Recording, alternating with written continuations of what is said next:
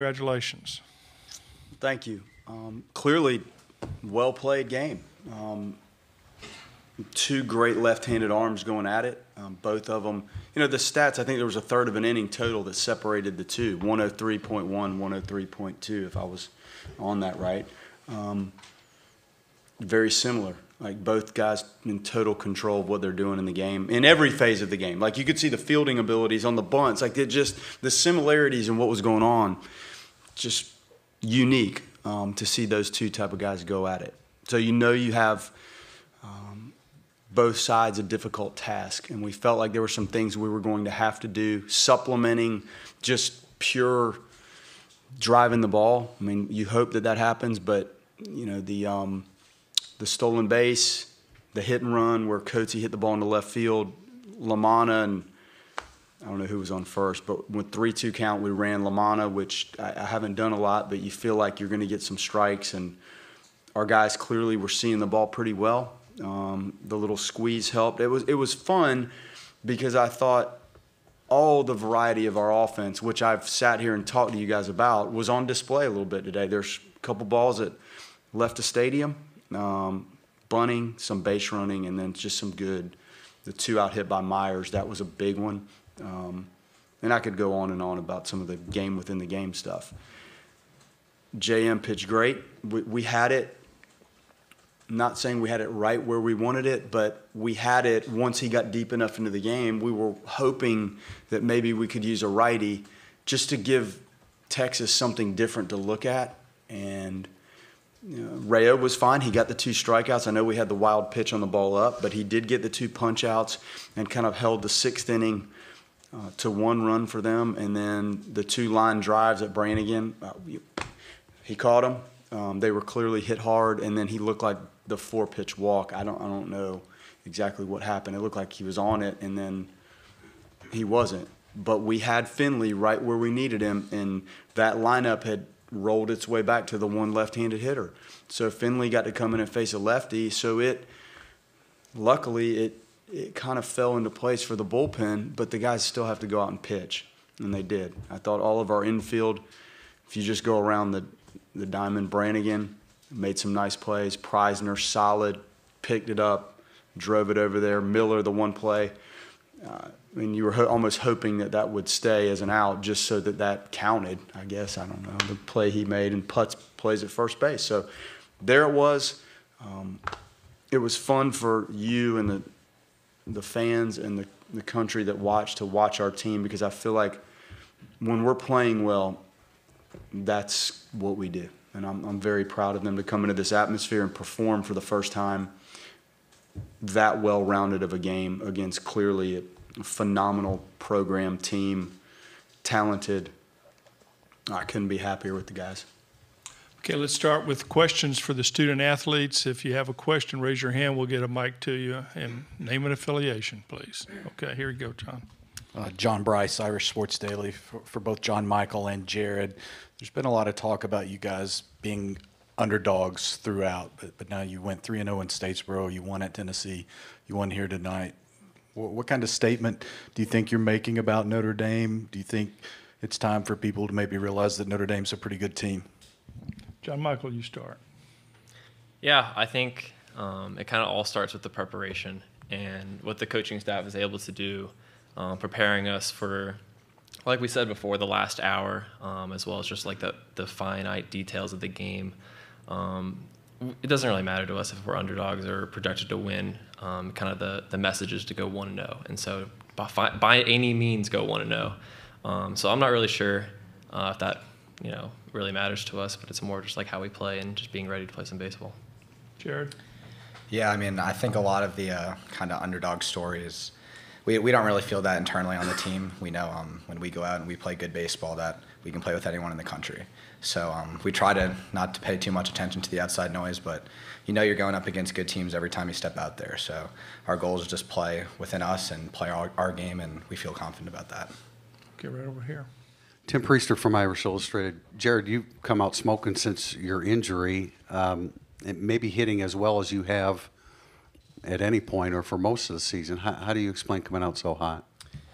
I just think at this point in the season, kind of all the training you've done the whole entire year shows itself out on the field. And I missed a little bit of time, but once I got back in there, I just turned into compete mode. And when you get out there and there's all the fans and all the pressure, you kind of just zero in, and it's just the pitcher and the ball and you. And you just want to find a barrel. And the atmosphere and the adrenaline usually helps out. John Michael, the other day, in talking with Coach Jarrett, he said that you had to have your A game today and mentioned several things that you need to improve upon from your last time out in Knoxville. Could you explain your performance today? Yeah, I was able to go fastball to both sides of the plate with a cutter into the righties, which wasn't called, but it was enough to kind of bring him back off the plate. That's a good lineup. They're coached very, very well, and there's a distinct difference in their approaches with 2 strikes versus not. So being able to bury that slider, throw the curveball for a strike, changeups away, sinkers away, and fastballs and cutters in was kind of just the way that I've been going all year. And so just being able to get back to the basics and execute one pitch at a time. Okay, Mark. Mark Garland, CWS 247. John Michael, coming out here on the big stage, playing under these lights, how do you keep your adrenaline down? What prepared you for this kind of start tonight? Just kind of having confidence through preparation. And so knowing that when you get out there, that rubber's 60 feet, 6 inches away, and you look down at it and you know that it's not going to move and it's the same thing.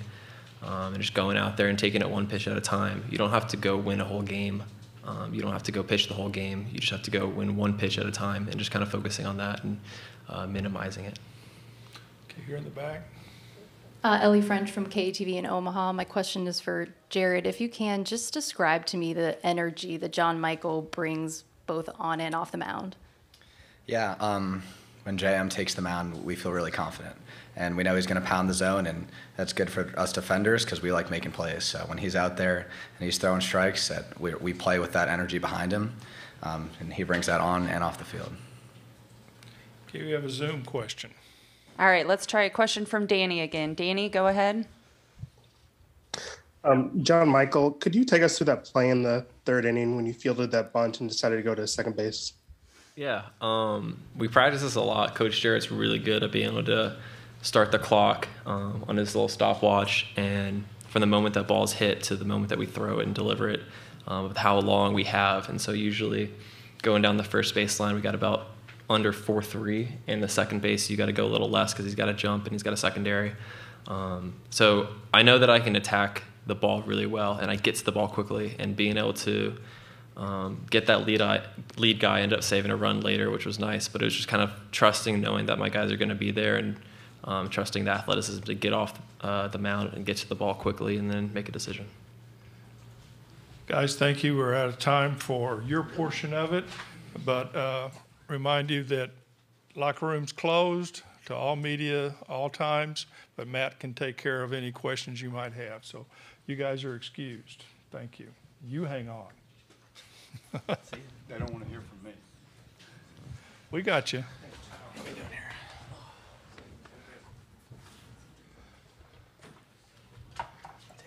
No, not yet. No, Gotta leave it. gotta leave it. We'll make sure you get it. You don't want to take it You don't want to until a week, next week. Next week. You don't want to take them until next week. Okay. We start off here. Kirk, our Helen Thomas starter here. Kirk Bowles from the Austin American.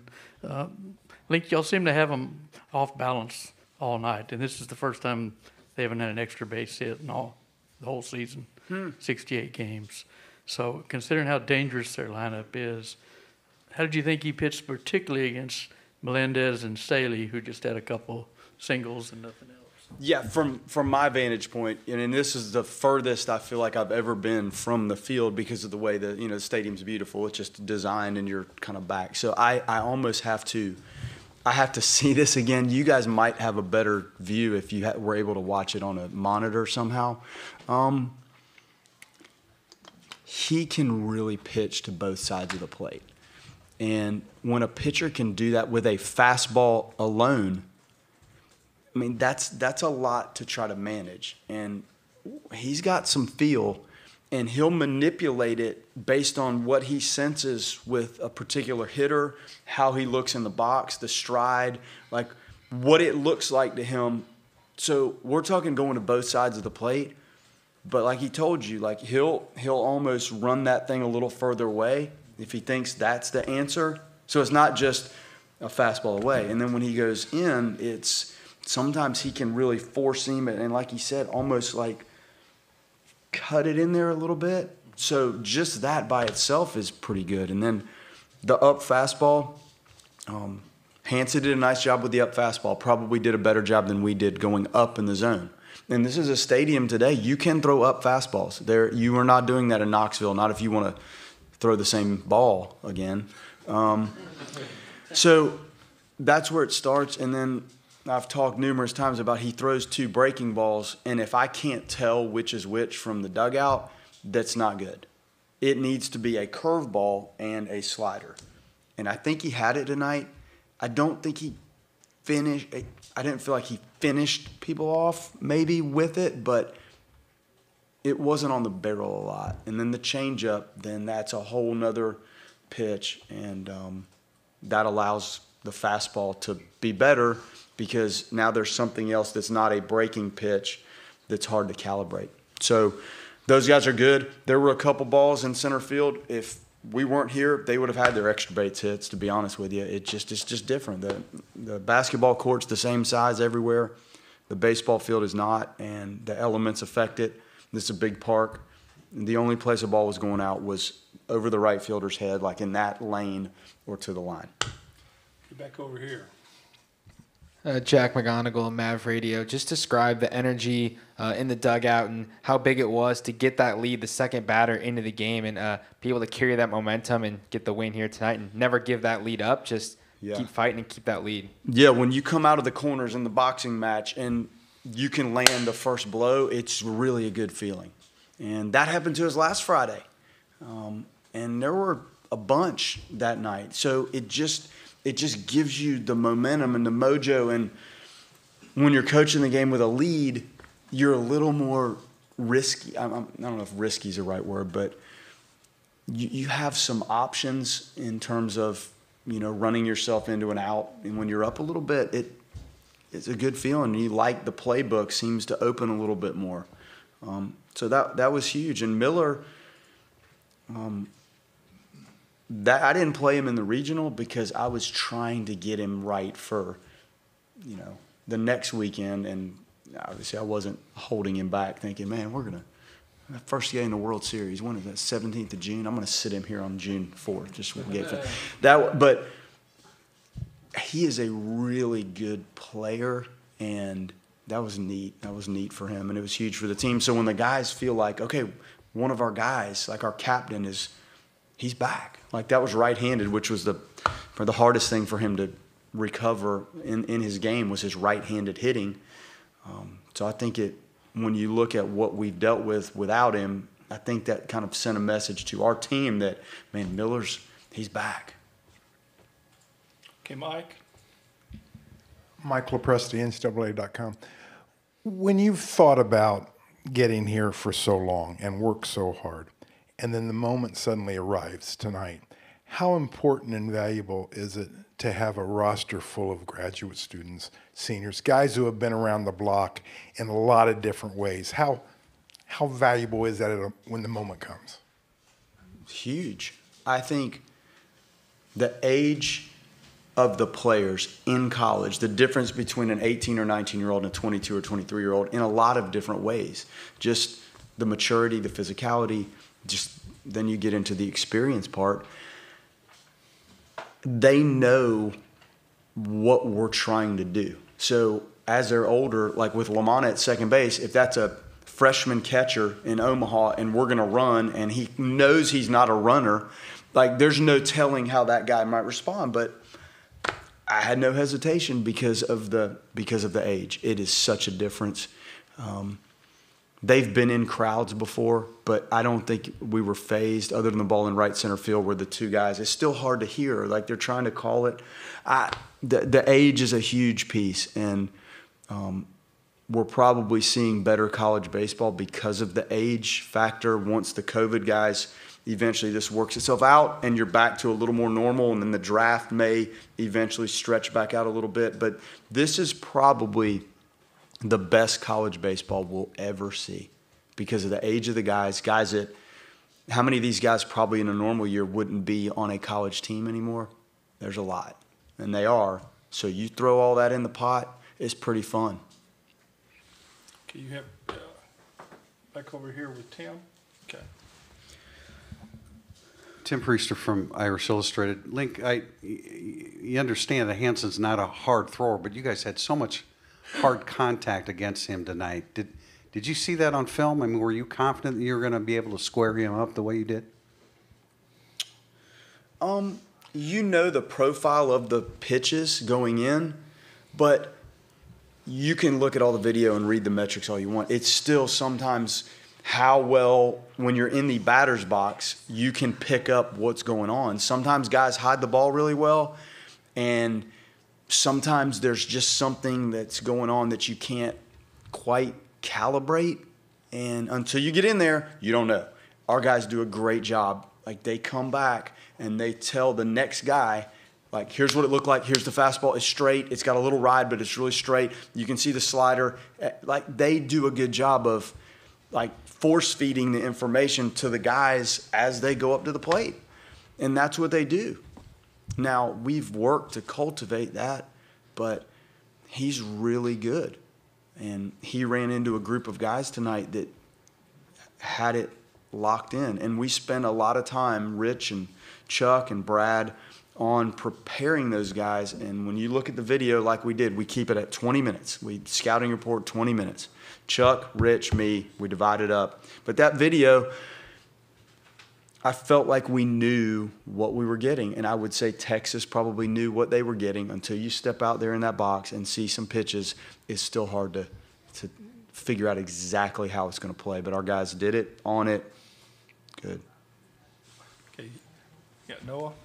Noah Darling, CWS 247. After such an emotional win in Knoxville, how do you kind of ride the wave with an inexperienced team in terms of making it to Omaha? Stay out of their way. Just let them go.